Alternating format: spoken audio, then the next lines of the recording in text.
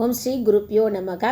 நாம் இன்னைக்கு ராவணனுடைய ஆத்மலிங்கம் அதை பற்றியான கதையை தான் படிக்க போகிறோம். ராவணனுடைய அம்மாவான சிவபக்தை தாய், அவங்க அம்மா கைகேசி. அவங்க ஒரு தடவை பொன்னாலான, அதாவது கோல்டால் ஆன சிவலிங்கத்தை பூஜை பண்ணிட்டு இருந்தாங்க. ராவணன் அதை பரடெய்லி பார்த்தாரு. ஆனால் ஒரு நாள் அவங்களுக்கு பொன்னாலானது கோல்டாலான சிவலிங்கம் கிடைக்கல. அதனால் மண்ணாலான சிவலிங்கத்தை பூஜை பண்ணிட்டு இருந்தப்போ ராவணன் கேட்டார், ஏமா மண்ணாலான சிவலிங்கத்தை போய் பூஜை பண்ணுறீங்க அப்படின்னு சொல்லிட்டேன். கைகசி சொன்னாங்க, இன்னைக்கு புது கோல்டால் ஆன சிவலிங்கம் கிடைக்கல, அதனால நான் மண்ணாலான சிவலிங்கத்தை பூஜை பண்ணுறேன் அப்படின்னு சொல்கிறாங்க.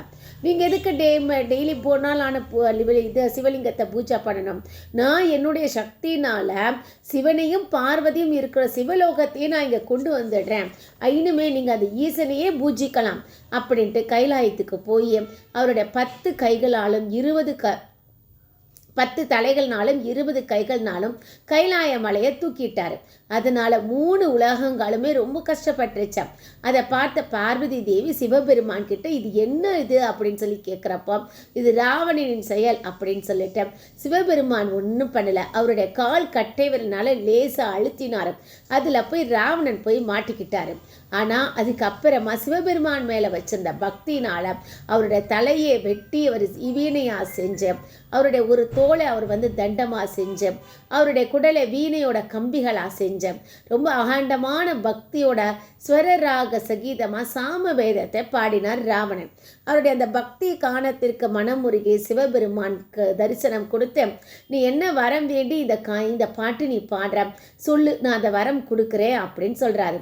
அதுக்கு ராவணன், உங்கள் தயவுனால எனக்கு எந்த குறையும் இல்லை, அந்த பிரம்மர் தான் என்னுடைய ஜோதிடர், யமன் என்னுடைய சேவகன், அதாவது சர்வெண்ட்டு, லக்ஷ்மி என் வீட்டில் எப்போவுமே நிரந்தரமாக இருக்காங்க, எல்லா தேவதைகளும் என்னுடைய சேவகர்கள். அதனால் உங்களை டெய்லி பூஜிக்கிற என்னுடைய அம்மாவோட ஆசையை நிறைவேற நீங்கள் கைலாயத்தை இலங்கைக்கு கொண்டு வரணும்னு நான் சொன்னேன். நீங்கள் என்னோட இலங்கைக்கு வரணும், அதை நிறைவேற்றுங்கன்னு சொன்ன உடனே, நீ இந்த கைலாயத்தை கொண்டு போய் என்ன பண்ணுவ? அதுக்கு பதிலாக என்னுடைய ஆத்மலிங்கத்தை நான் உனக்கு தரேன், நீ அதை எடுத்துட்டு போ அப்படின்னு சொல்லிட்டு அவருடைய ஆத்மலிங்கத்தை அவர் கொடுக்குறாரு. இதுதான் ஆத்மலிங்கம் ராவணனுக்கு வந்த கதை. நன்றி. ஓம் ஸ்ரீ குருப்பியோ நமக.